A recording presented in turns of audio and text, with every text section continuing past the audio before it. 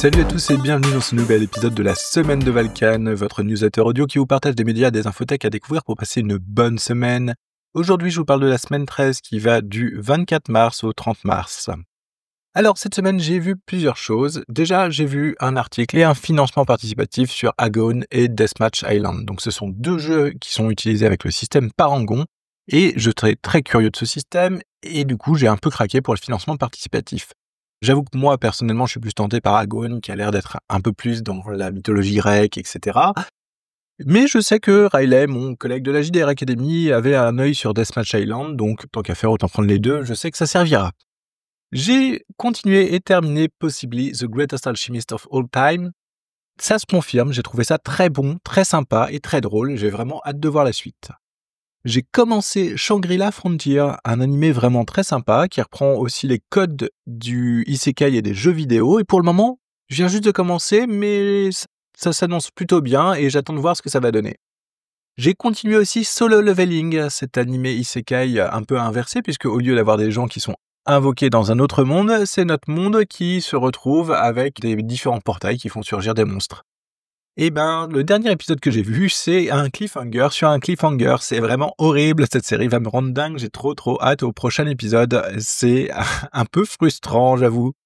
Et la dernière chose que j'ai vue, c'est une vidéo qui s'appelle Talend Dynamic Schema, une fonctionnalité Talend que je ne connaissais pas. Donc Talend, c'est un outil ETL, Extract, Transform and Load. Ça permet d'extraire, de transformer et de charger des données d'un système à un autre, d'une base de données à un autre, d'un fichier à un autre, ce genre de choses.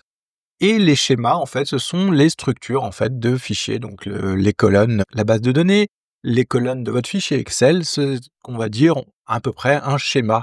Et là, le Dynamic Schema, c'est quelque chose que je ne connaissais pas, qui permet, en fait, automatiquement de prendre le schéma qui existe et de le reporter sur un autre Dynamic Schema. Ça serait reporté à l'identique, il n'y aura pas trop de modifications.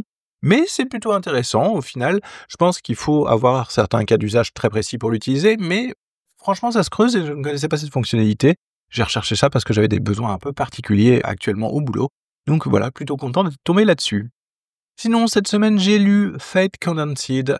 Donc je reprends la lecture de ce jeu. Donc c'est une version de Fate. Fate qui est un jeu de rôle qui se joue avec 4 dés, qui sont des dés qui font plus, moins ou neutre. Et du coup, c'est assez particulier. Et il n'y a pas que ça qui est assez particulier dans Fate. Les personnages sont décrits par des aspects, ils ont des compétences. Ils ont aussi ce qu'ils appellent des stunts ou des prouesses en français qui leur permettent de dépasser les limites et d'avoir des bonus supplémentaires. Je trouve ce jeu génial. Franchement, j'accroche. Depuis la première version, depuis que j'en ai entendu parler, j'accroche. Fate, ça a l'air génial.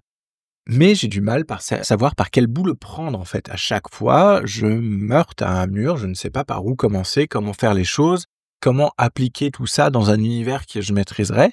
Je vois le potentiel et j'avoue qu'il faut vraiment s'accrocher pour essayer de le mettre en application. C'est jamais simple, je trouve.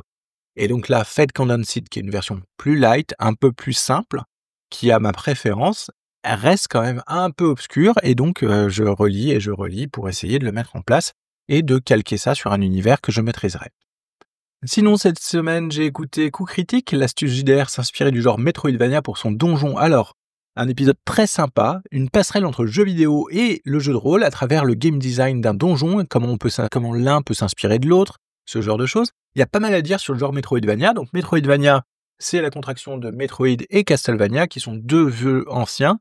Le principe étant généralement qu'il y a des pièces à explorer et des portes qui sont fermées et qu'on a la possibilité d'ouvrir une fois qu'on a débloqué des nouvelles capacités. Généralement, ces nouvelles capacités s'obtiennent en faisant ce qu'on appelle du backtracking, c'est-à-dire du retour en arrière pour aller dans des zones où on n'avait pas encore accès pour débloquer d'autres capacités, etc., etc. Donc, il y a toujours cette idée de revenir en arrière, redébloquer des capacités, refaire des trucs, etc.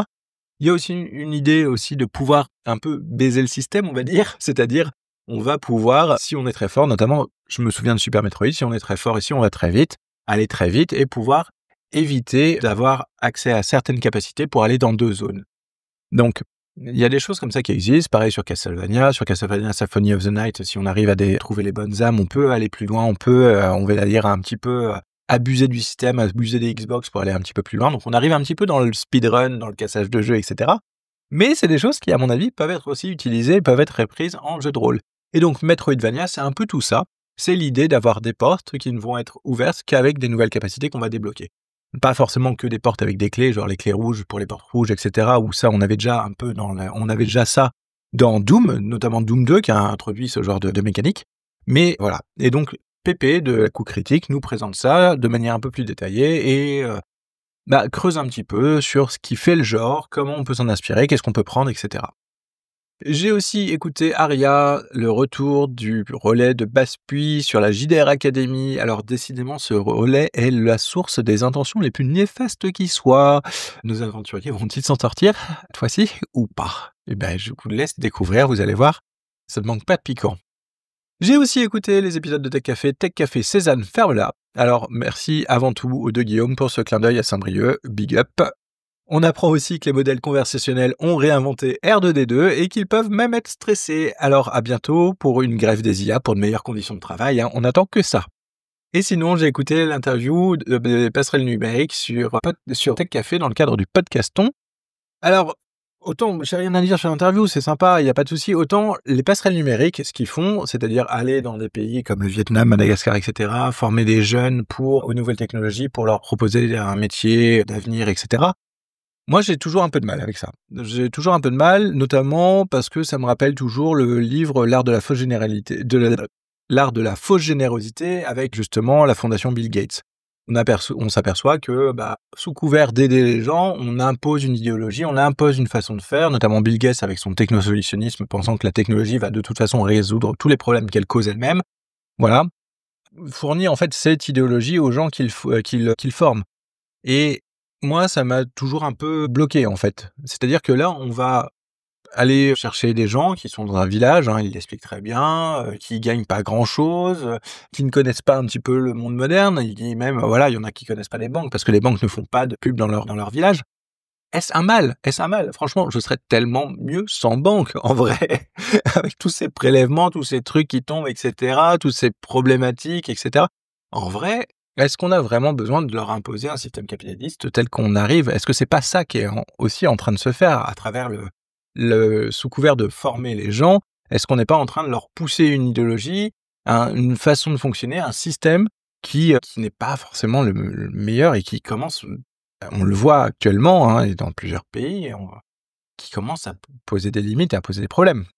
Donc voilà, je trouve que c'est un peu, voilà, sous couvert de les former, on les pousse un peu dans une économie capitaliste qu'ils n'avaient pas forcément et ça m'embête toujours un peu. Mais bon, après ça, c'est ma sensibilité. Je pense que ce genre d'association existe et fait des choses qui sont très bien, mais j'ai toujours un peu de mal quand même. Voilà, sinon cette semaine, j'ai travaillé sur Héros d'un autre monde. C'est toujours mon jeu de rôle Isekai. Je pense que je vais utiliser du coup Fate pour faire ça. J'ai commencé à bosser un petit peu sur le système, j'ai commencé aussi à récupérer un petit peu des idées de bestiaires et ce genre de choses.